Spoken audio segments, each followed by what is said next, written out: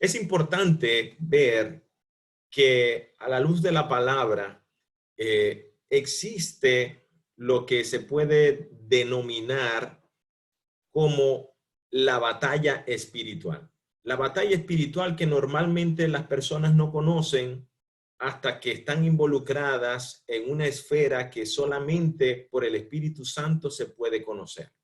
Muchos de ustedes que han estado aquí en estos estudios bíblicos han escuchado acerca del llamado al arrepentimiento, han escuchado acerca del plan de salvación que Dios tiene para nuestras vidas. Pero hoy quiero mostrarles conceptualmente, como menciona la palabra, qué ocurre cuando nosotros nos arrepentimos y el Señor borra cada uno de nuestros pecados. ¿Por qué es importante este tema? Este tema es muy importante para que usted pueda entender si ya ha hecho esta confesión de fe y ya se ha arrepentido de sus pecados. La siguiente pregunta que surge en usted es: ¿por qué yo no alcanzo la victoria? ¿Por qué yo no veo la bendición en mi vida? ¿Por qué me siento tan frustrado para tomar ciertas decisiones que ahorita me ahogan ante esta coyuntura que estamos viviendo? Pero para que usted pueda entender lo que Dios quiere decirle hoy a su vida, primeramente usted tiene que entender lo que ha pasado en usted o pasaría en usted si usted acepta a Jesús hoy como Señor y Salvador de su vida. Romanos 6:23 nos dice: porque la paga del pecado es muerte, mas la dádiva de Dios es vida eterna en Cristo Jesús, Señor nuestro. Claramente el Señor nos está mostrando en su palabra que hay un pago, hay un salario para el pecado, y esto es la muerte. Pero el Señor tiene una dádiva, el Señor tiene un regalo para ti por medio de Cristo Jesús. El Señor tiene el regalo de la vida eterna para tu vida. El arrepentimiento, fundamental para nacer de nuevo, cosa que solamente nuestro Padre Celestial puede hacer en tu vida, hacerte nacer de nuevo, previo el arrepentimiento tuyo, confesión de Él como Señor y Salvador de tu vida. El arrepentimiento es el dolor verdadero por el pecado, verdadero porque no es un tipo de congoja o algún tipo de remordimiento. Más que todo es un dolor por haber ofendido a Dios, por haber transgredido su ley. Cuando usted se arrepiente, hay tres elementos que se dan dentro de usted, dentro de su alma: intelectual, emocional y práctico. ¿Cómo sabemos esto? Pues a la luz de la palabra en Lucas capítulo 15, versículos del 17 al 24, nos muestra la historia del hijo pródigo. Es un excelente ejemplo, excelentísimo ejemplo para mostrar lo que pasa con una persona que acepta a Cristo. Dice el versículo 17: y volviendo en sí, dijo: ¿cuántos jornaleros en casa de mi padre tienen abundancia de pan y yo aquí perezco de hambre? Me levantaré e iré a mi padre y le diré: Padre, he pecado contra el cielo y contra ti. Ya no soy digno de ser llamado tu hijo. Hazme como a uno de tus jornaleros. Y levantándose, vino a su padre. Y cuando aún estaba lejos, lo vio su padre y fue movido a misericordia y corrió y se echó sobre su cuello y le besó. Aquí vemos claramente que ocurrió algo en su mente, algo que lo hizo volver en sí, obra que solamente el Espíritu Santo puede hacer en su vida: mostrarle su pecado, mostrarle que usted está transgrediendo la ley de Dios, mostrándole que usted no puede salvarse y que la paga por su pecado es la muerte. Dice el versículo 17: y volviendo en sí, o sea, un reconocimiento cognitivo en su mente de que usted está mal, los resultados de su vida estaban mal. Y después tomó una decisión en su alma en el cual dijo: me levantaré e iré a mi padre. Usted reconoció que usted necesitaba ir a su padre, que solamente él puede salvarlo, pero preste atención acerca de esta actitud que había dentro de su corazón. dice, ya no soy digno, ya no soy digno de ser llamado tu hijo. Y ese es el reconocimiento cuando hay arrepentimiento. No te consideras indigno. Señor, yo no soy digno. Yo no soy digno de tu gracia. Yo no soy digno de tu favor. Yo no soy digno de que tú, Señor, me aceptes. Pero dice aún más, hazme como a uno de tus jornaleros. Este hijo pródigo estaba reconociendo que él iba a regresar a la casa de su padre, pero a servir, pero a trabajar. Él sabía que él no era digno de ser hijo, pero sabía que él tenía que ganarse el pan y tenía que ser un obrero dentro de la viña de su padre. Por lo que cuando nosotros nos arrepentimos de nuestros pecados, primeramente hay un reconocimiento mental, cognitivo. Yo no soy digno. Yo no soy digno de ser llamado tu hijo. Me levantaré, ¿ya? Me levantaré e iré a él. Y dice, y le pediré que me haga como a uno de sus jornaleros. Eso es lo que pasa cuando nosotros nos arrepentimos. Pero hoy día, ¿qué notamos? Que no se entiende cuando ocurre el arrepentimiento. ¿Qué sigue después en mi vida?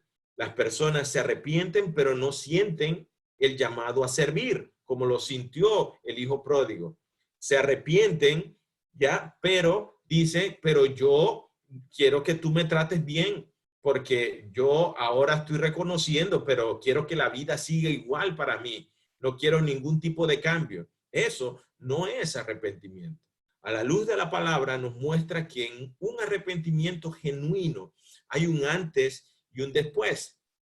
Por lo que la salvación, presta atención en esto, la salvación se dan tres condiciones inmediatas, en un instante, cuando usted se arrepiente de sus pecados y sus delitos. Y estas tres, ejemplificado a través de un triángulo, la salvación tiene tres doctrinas que hacen una sola doctrina, que es la doctrina de la salvación. Y es que lo primero que ocurre en usted es una justificación de sus pecados. Usted es justificado de su culpa a través de la fe en el Señor Jesucristo. También, ¿qué ocurre en usted? Usted es regenerado. Usted ahora es adoptado como parte de la familia de Dios y usted es declarado hijo de Dios. De igual forma, ocurre en usted una santificación posicional, en el cual usted ahora es llamado sacerdote santo para el servicio de Dios. Por lo que una persona que se ha arrepentido de sus pecados y sus delitos está inmediatamente empoderada para servir. Por lo que no hacerlo evidenciaría si usted no ha tenido un arrepentimiento genuino. Cuando vemos cada una de estas partes de forma individual, la justificación se da en un ambiente legal en el cual usted estaba imputado de pecado, estaba imputado en un delito y su delito tenía como consecuencia la muerte. Esta parte de justificación se da en este ambiente en el cual Jesús viene a ser para usted su abogado y Satanás es quien lo acusa a usted. Lo acusa por su pecado. Le dice, usted es hijo de Satanás, por lo que yo no te voy a dejar libre. La paga del pecado para usted es la muerte. Pero ahora, cuando usted confiesa a Jesús como Señor y Salvador de su vida, cuando usted le dice, Él es mi Señor, entonces a usted se le imputa la inocencia. Usted no solamente es declarado no culpable, sino que ahora el Señor le llama a usted inocente. Es algo impresionante, ya que toda vez que usted no es condenado, ahora de igual forma su pecado es borrado, de forma tal de que usted viene a ser delante de Dios como una persona que nunca hubiese pecado, una persona que jamás hubiese ofendido al Señor. En Romanos capítulo 5, versículo 1 nos dice, justificados pues por la fe, tenemos paz para con Dios por medio de nuestro Señor Jesucristo. La operación aritmética que hace el Señor es que no solamente le quita el pecado a usted, sino que aparte de eso le suma la justicia de Dios. y lo declara a usted inocente. Lo declara a usted inocente. Ahora, de igual forma, segunda carta a los Corintios, capítulo 5, versículo 21, dice, al que no conoció pecado, por nosotros lo hizo pecado, para que nosotros fuésemos hechos justicia de Dios en él. El Señor nos imputa su justicia. Esto ocurre, esta justificación ocurre cuando usted se arrepiente de sus pecados. Ahora, de igual forma ocurre esta regeneración. La regeneración ocurre en un ambiente doméstico, en el cual ahora usted es regenerado, es adoptado como hijo de Dios, con todos los derechos de la familia de Dios. Usted ahora viene a ser parte de la familia. Su pecado se ve como una falta y el Señor viene y lo toma nuevamente, así como tomó a ese hijo pródigo, lo besa, lo toma como parte de su familia y nuevamente lo restituye como parte de ese círculo familiar, y usted ahora es declarado justo delante de Dios y ahora es parte de su familia. Gálatas capítulo 4, versículo del 4 al 7, nos dice que nosotros somos ahora hijos de Dios con todos los derechos. Pero cuando vino el cumplimiento del tiempo, Dios envió a su Hijo, nacido de mujer y nacido bajo la ley, para que redimiese a los que estaban bajo la ley, a fin de que recibiésemos la adopción de hijos, Y por cuanto sois hijos, Dios envió a vuestros corazones el espíritu de su Hijo, el cual clama, Abba, Padre. Así que ya no eres esclavo, sino hijo. Y si hijo, también heredero de Dios por medio de Cristo. Qué maravilloso lo que el Señor hace a nuestras vidas. Qué maravilloso que no solamente nos justifica y soy declarado inocente, sino que de igual forma me regenera y soy declarado hijo de Dios, y ahora finalmente me santifica y soy declarado santo delante de él, no por lo que yo haga, sino por lo que él es. Esa santificación se da en un ambiente eclesiástico, en el cual ahora soy adoptado no solamente como parte de la familia de Dios, sino como de su familia divina. Ahora soy llamado santo delante de él. Pablo enfatizaba grandemente cuando escribía cartas a las demás iglesias y les decía, saludadme a los santos de Colosas, saludadme a los santos de Éfeso, personas que no por lo que hacían eran santas, sino porque ahora el que habitaba dentro de ellas era Dios mismo, y Dios es santo.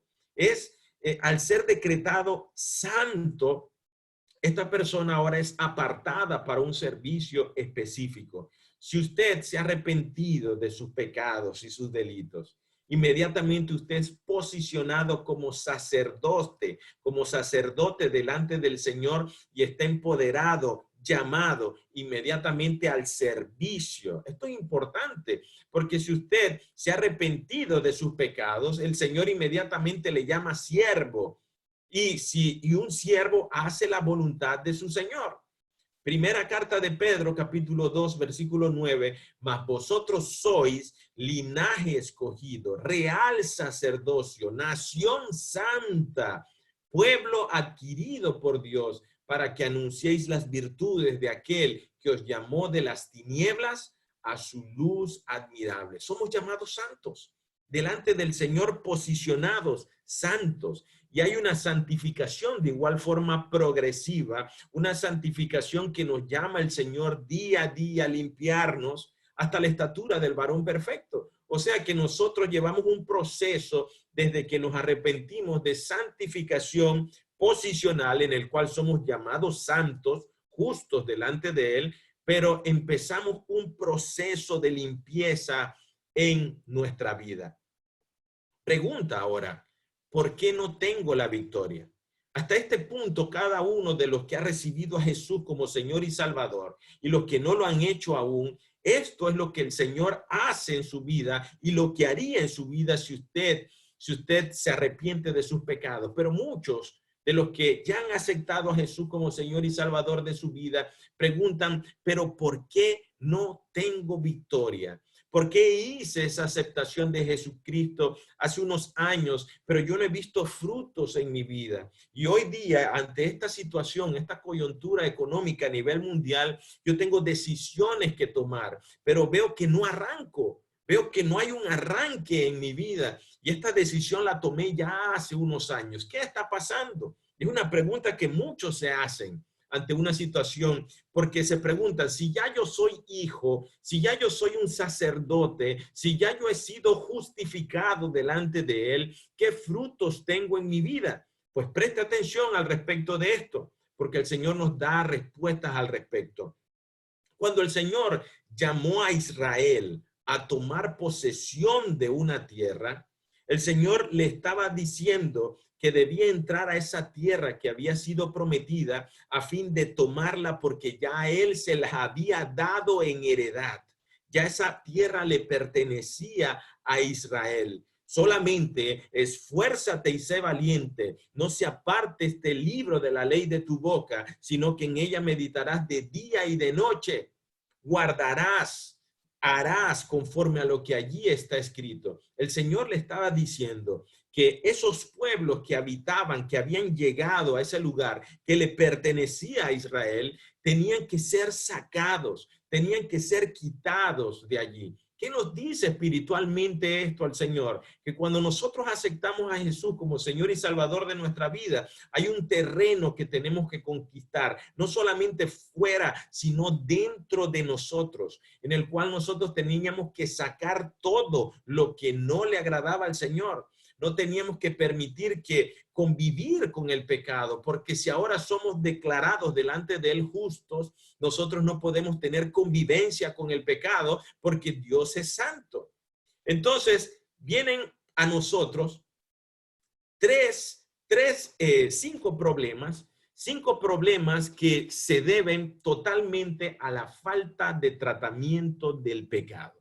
Falta de tratamiento del pecado después de haber aceptado a Jesús como Señor y Salvador de su vida. Hay unas manifestaciones que nos impiden lograr la victoria que el Señor ya nos ha dado, como la que es el temor, como lo es la negligencia, como lo es las concesiones, como es la falta de determinación y como lo es la conveniencia. A la luz de la palabra, nosotros vamos a ver estos cinco aspectos que nos impiden alcanzar la victoria después de haber aceptado a Jesús como Señor y Salvador de nuestra vida, de igual forma como Israel aceptó que Dios era su Señor, que Él le había dado un terreno, una tierra por conquistar, pero que tenía y estaba supeditada a nunca apartarse del Señor como Señor y Salvador de su vida. El temor fundamentalmente es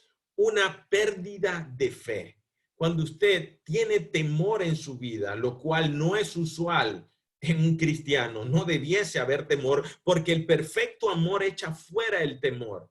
Nosotros lo vemos evidenciado a la luz de la palabra en el libro de Jueces, capítulo 1, versículo 19, en el cual el Señor ya le había dicho a las diferentes tribus que el terreno, el lugar donde Él les había dado por heredad, tenían que sacar a todos los pueblos paganos, los que estaban allí, no podían convivir con ellos, porque esa tierra se les había sido dada por el Señor. Dice el versículo 19, y Jehová estaba con Judá, quien arrojó a los de las montañas, mas no pudo arrojar a los que habitaban en los llanos, los cuales tenían carros errados. Resulta que Judá, al tomar posesión de estas tierras, tomó posesión de los pueblos que habitaban en las montañas, pero los pueblos que estaban armados, los pueblos que tenían armas, los pueblos que tenían carros errados, Judá dijo, no, yo tengo temor de ir contra esos pueblos. Yo tengo temor porque se ven mucho más fuertes que yo. Ahora, la pregunta es para nosotros, ¿qué le impide a usted alcanzar la victoria?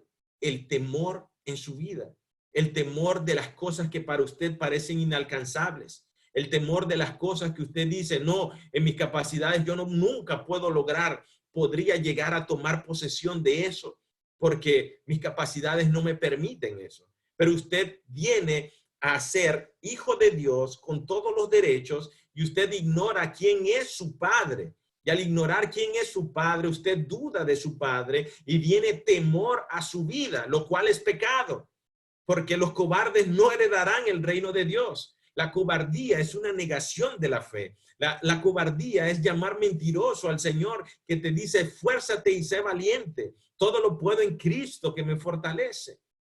El temor es un aspecto que me impide tener victoria en mi vida, porque el temor viene por la pérdida de fe y la fe viene por el oír y el oír por la palabra de Dios. Al no exponerse a la palabra, al no congregarse, al no estudiar de él, al no conocer de él, al no meditar en su palabra, viene temor a su vida. Y hoy día la calle, todo está lleno de temor. Las personas viven en temor. Y no es de más diciendo que existe este virus que puede hacernos daño, que puede afectarnos, pero no es posible que coarte tu vida. No es posible que coarte tu movilización. No es posible que coarte tu dependencia del Señor. No puedes vivir en el temor. De igual forma, la negligencia.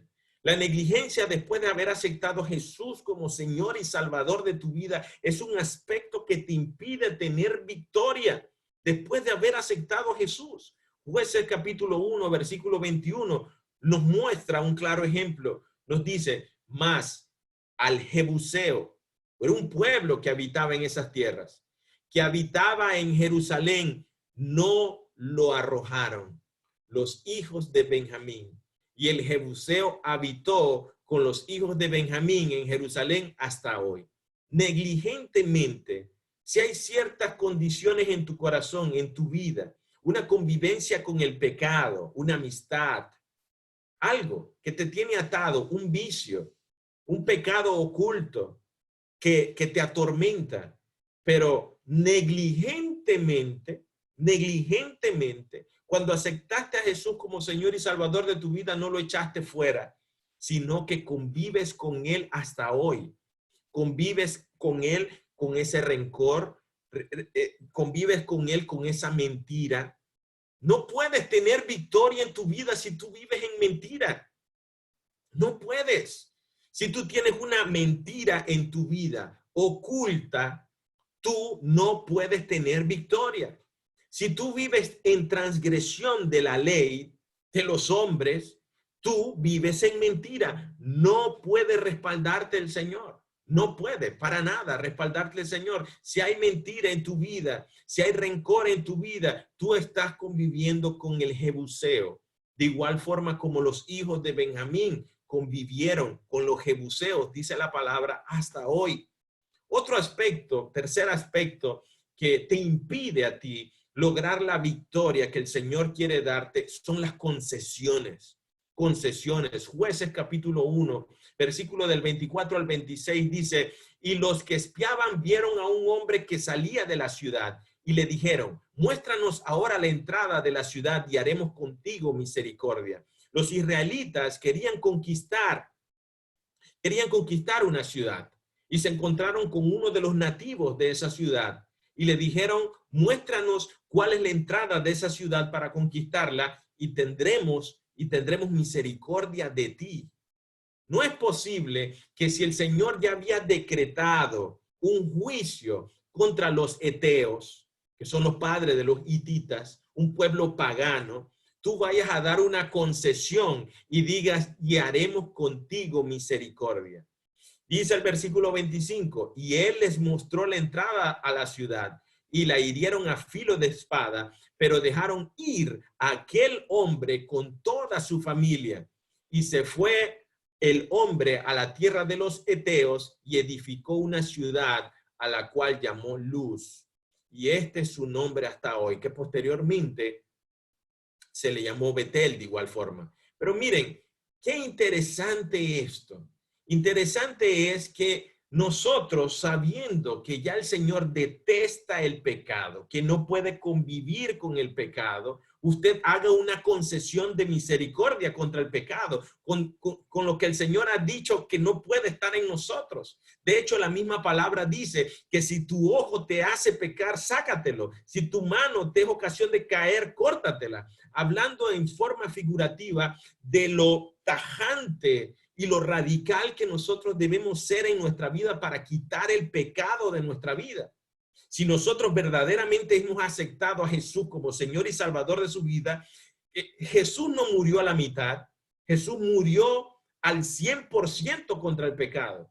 Jesús murió al 100% contra la mentira, no murió por partes, murió completamente detestando el pecado, por lo que nosotros no podemos hacer concesiones para nada puedes hacer concesiones con el pecado porque van a traer destrucción a tu vida y lo vamos a ver a la luz de la palabra.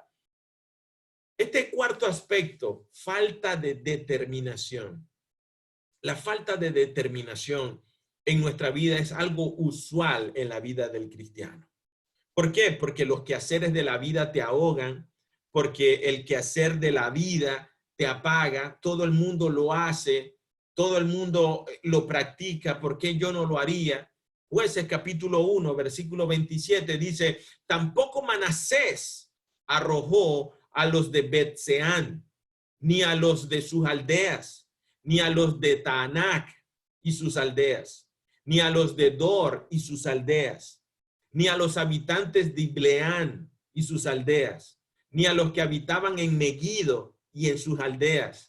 Y el cananeo, presta atención, cananeo, pueblo pagano, considerado espiritualmente hoy para nosotros el pecado y los demonios en nuestra vida. Y el cananeo persistía en habitar en aquella tierra. ¿Cuánto no quiere habitar el demonio en tu vida? ¿Cuánto no quiere tomar él posesión de lo que antes le pertenecía? De igual forma, el cananeo persistía en habitar en aquella ciudad, en aquella tierra, en aquella alma, en aquella vida. Hermano, mira, si tú hoy sabes qué te está atormentando, hay un vicio oculto, hay un pecado oculto que tú sabes que te atormenta desde hace mucho tiempo, desde que aceptaste a Jesús como Señor y Salvador de tu vida, si lo has hecho.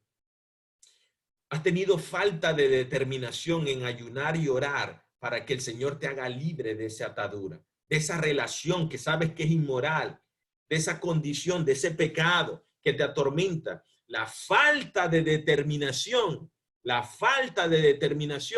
te impedirá lograr la victoria que el Señor ya te dio. Esa tierra prometida ya es tuya. El Señor ya te la dio, pero no has determinado en tu corazón, así como le dijo Elías al pueblo. Elías le dijo al pueblo, si Jehová es Dios, alabadle. Si Baal es Dios, alabadle. Pero decide hoy a qué Dios seguirás. Si Jehová es Dios, alabadle solo a él. Tienes que determinar en tu corazón en quién has puesto tu confianza. Y como quinto aspecto muy importante que te impide lograr la victoria que el Señor ya te dio, Jueces capítulo 1, versículo 28 nos dice, pero cuando Israel se sintió fuerte, hizo al cananeo tributario, mas no lo arrojó. Y esta conveniencia de pecado. Hay muchas personas que saben que están en desobediencia, pero les conviene mantener su desobediencia por algún tipo de lucro o algún tipo de beneficio que logran al respecto. Saben que están mal, saben que están llevando una vida incorrecta, pero por conveniencia conviven con el cananeo. Dice, cuando Israel se sintió fuerte, hizo al cananeo tributario, mas no lo arrojó, mas no sacó el pecado de su vida, mas no expulsó lo que estaba contaminando su ser. El Señor no se ha equivocado. El Señor no ha retardado su promesa para contigo. El Señor no ha mentido. El Señor te prometió todas las cosas buenas. Te dijo que te prosperaría, que te bendeciría, pero lo dejó supeditada a la permanencia de la fe en él y su palabra. Él dio una orden e Israel incumplió, como muchos de nosotros quizás hemos incumplido. Miren este mandato que el Señor les dio a Israel. El ángel de Jehová subió a Gilgal, a Boquín, y dijo: yo os saqué de Egipto y os introduje en la tierra de la cual había jurado a vuestros padres, diciendo: no invalidaré jamás mi pacto con vosotros. Espiritualmente eso nos dice: yo te saqué de la tierra de pecado donde tú estabas. Yo te saqué de esa vida miserable que llevabas. Yo te saqué de ese lugar donde tú sabes que no quieres volver allí nunca jamás. Porque hice un pacto contigo, pacto que no invalidaré jamás. Pero, dice el versículo 2, con tal que vosotros no hagáis pacto con los moradores de esta tierra, cuyos altares habéis de derribar, mas vosotros no habéis atendido a mi voz. ¿Por qué habéis hecho esto? ¿Por qué nosotros hemos aprendido las costumbres que no debiésemos haber aprendido? ¿Por qué continuamos con las mismas prácticas de pecado que antes hacíamos?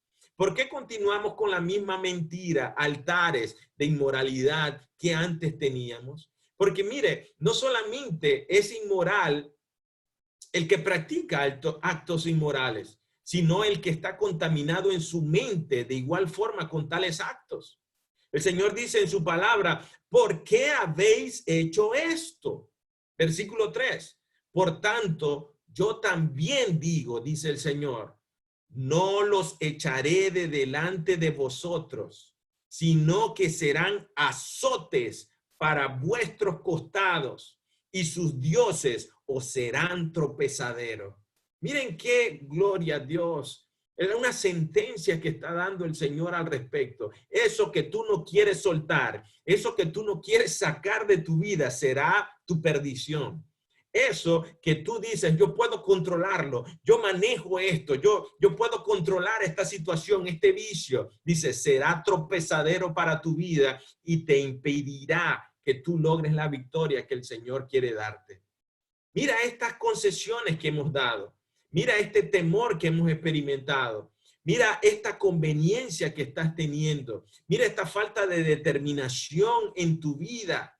Mira, cada uno de estos aspectos te impiden a ti, después de haber aceptado a Jesús como Señor y Salvador de tu vida, poder llegar a tener la victoria que solamente el Señor quiere darte. Yo quiero invitarte hoy, si tú has hecho esta confesión de fe, si tú has aceptado a Jesús como Señor y Salvador de tu vida, hoy es un buen día para creerle a Él y lograr la victoria que el Señor ya te ha dado.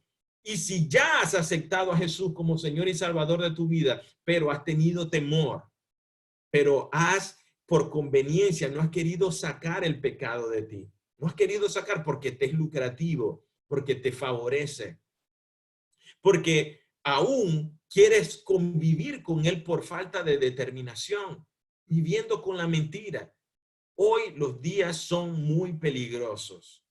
Presta atención, hermano, estos días que nosotros estamos viviendo hoy no se parecen a los de hace un año ni hace 2. Es tan peligroso estos tiempos que la misma palabra menciona y dice en el Espíritu, nos dice: si no perseveras hasta el fin, no serás salvo. No serás salvo. Porque hoy más que nunca el Señor, esos tiempos, mira, esos tiempos de antes, de gloria a Dios, estamos en un templo, Señor, vengo a buscar pan espiritual, lléname de ti, vengo a buscar tu llenura. Estos tiempos son de batalla y de guerra espiritual, para poder resistir el día malo. Y hoy, ¿cuántos estamos viviendo en un día malo? Dice, y cuando haya pasado la prueba, estar en pie. No es jugar a ser cristiano. No es jugar a decir, qué bueno, ya lo tengo. No, es un tiempo de guerra. Es un tiempo de guerra en el cual Satanás va a venir contigo con todo. Pero si tú le das concesiones y tú tienes falta de determinación para sacarlo de tu vida, serán tropezadero para ti y te harán caer y nunca te permitirán tomar dominio de la tierra que ya te dio. Inclina tu rostro. Padre, en el nombre poderoso de Jesús. Oh, tú eres bueno, tú eres santo, tú eres fiel, Señor. Padre, tú no has mentido, tú no le has mentido a nadie aquí, Señor, sino, Padre, que tú has sido fiel a tu pacto y a tu palabra. Tú dijiste, Señor, oh Padre, que si nosotros permanecíamos en ti, daríamos mucho fruto. Tu palabra dice que si nosotros guardábamos, Señor, meditábamos en tu palabra, tú vendrías a nosotros y nos harías prosperar. Dice tu palabra, y todo te saldrá bien. Todo te saldrá bien. A los que aman a Dios, todas las cosas le ayudan a bien. Oh Padre, en el nombre poderoso de Jesús, que sea tu Espíritu Santo esta hora, ministrando los corazones, mostrando la mentira, las concesiones, Señor, la falta de determinación, el temor que aún habita en muchos, Señor, que sienten culpa aún, pese a supuestamente haber aceptado a Jesús como Señor y Salvador de su vida. No es posible que vivan aún en temor, donde el que vive en temor aún no ha sido perfeccionado en el amor.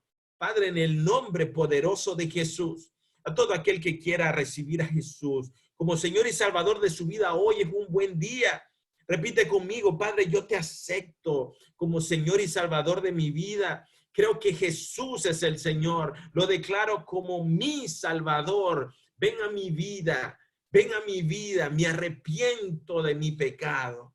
Ayúdame, Señor. Oh Padre, a sacar al cananeo, a sacar, Padre, el pecado de mi vida, Señor, y a vivir para ti, alcanzar la victoria que ya tú me diste. Bendito sea tu nombre, en el nombre poderoso de Jesús. Amén. Gloria a Dios.